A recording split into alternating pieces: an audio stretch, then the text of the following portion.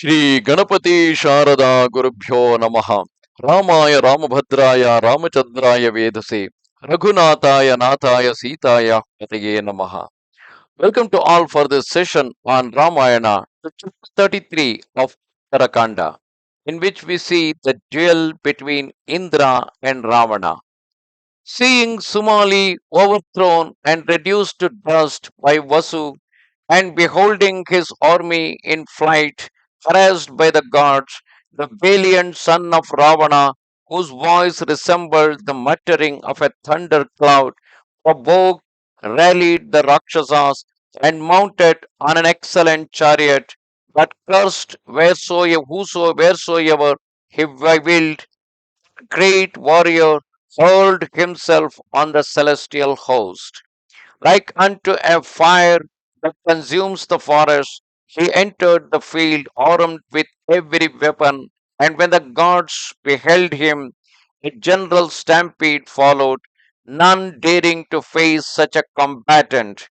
Then Shakra stayed all those fugitives, admonishing them thus: Neither should you rebel, neither should you tremble nor flee.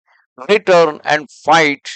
O you gods, behold my son who is invincible entering the lists. At that moment, the son of Shakra, the illustrious god Jayantha, mounted on his chariot that was marvelously constructed, turned towards the battlefield. Thereafter, the gods surrounded the son of Shachi, turned back to fight Ravani, his Indrajitu, and a well matched contest ensued between the gods and Rakshasas. Then Ravani, the son of Ravana, loosed his golden shafts on Gomukha, son of Matali, Jayantha's charioteer, while Shachi's son, in his turn, in wrath, harassed Ravani's driver on every side.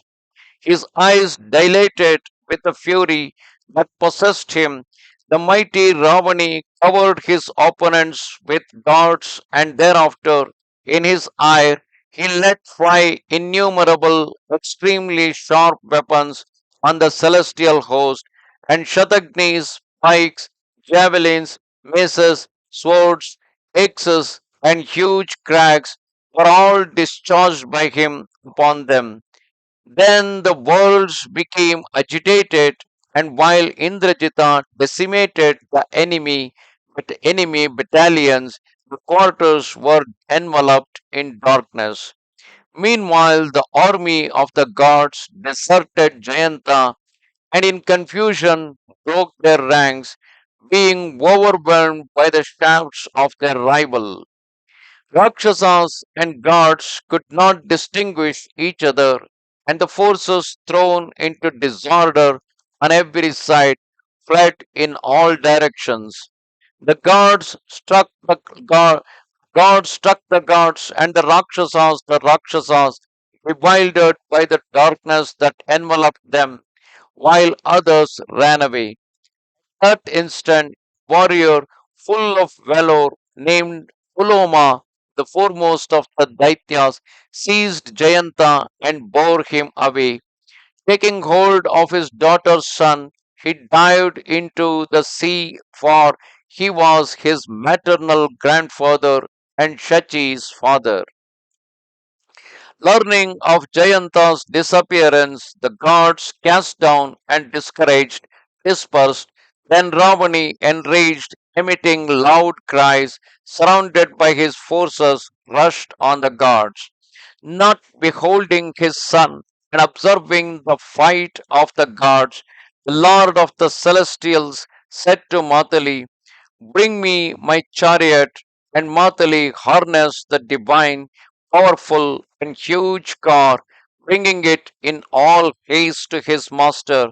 Thereupon, above the chariot and before him, clouds riven by lightning, driven by the tempest, emitted formidable mutterings, and the Gandharvas struck up every kind of musical instrument, while troops of Apsaras danced at the departure of the king of the gods, and Rudras, Vasus, Adityas, and two Ashwins, as also the host of Maruts, armed with every kind of weapon, formed the escort of the Lord of the 30 as he started out.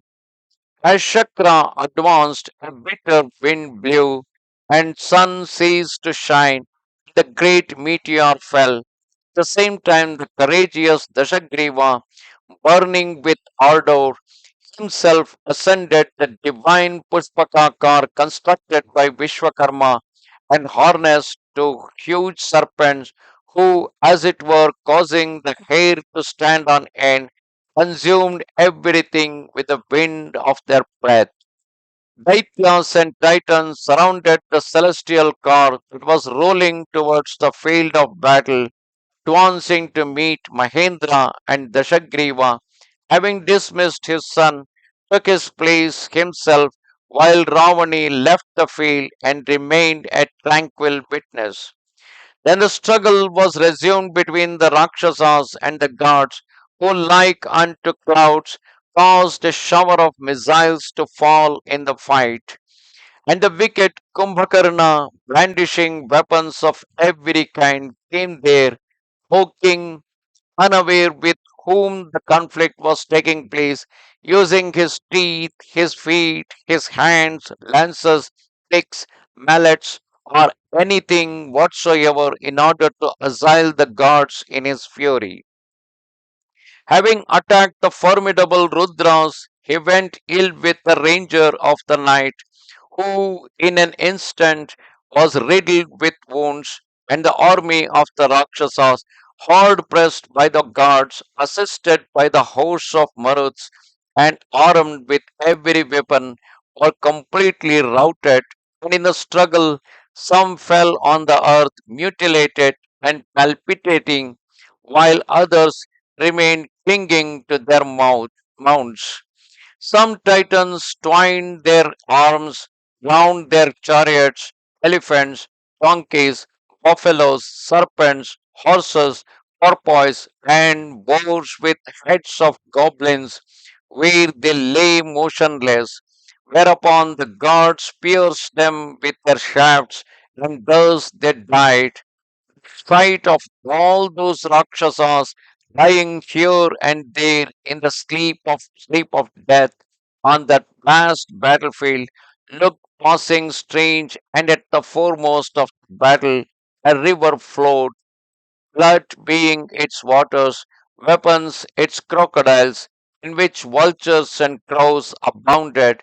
Meantime, Dashagriva, seething with anger on seeing his army entirely overthrown by the gods, hurled himself with one bound into that sea of warriors, slaying the celestials in the fight and challenging Shakra himself. Thereupon Shakra stretched his great bow, gave forth a thunderous noise, and when he drew it, clanging of that weapon caused the quarters to resound. Then Indra, bending the great bow, let fall his flaming arrows like unto fire, or the sun on Ravana's head, and on his side powerful Titan covered his rival with a hail of arrows loosed from his bow, and both showered down missiles on every side so that nothing could be distinguished. The whole firmament was enveloped in darkness. Thus come to the end chapter 33 of Uttara Kanda in Ramayana. नमस्ते शारदे देवी काश्मीरपुरवासिने त्वामहं प्रार्थये नित्यं विद्यादानं च देहि मे. Goodbye.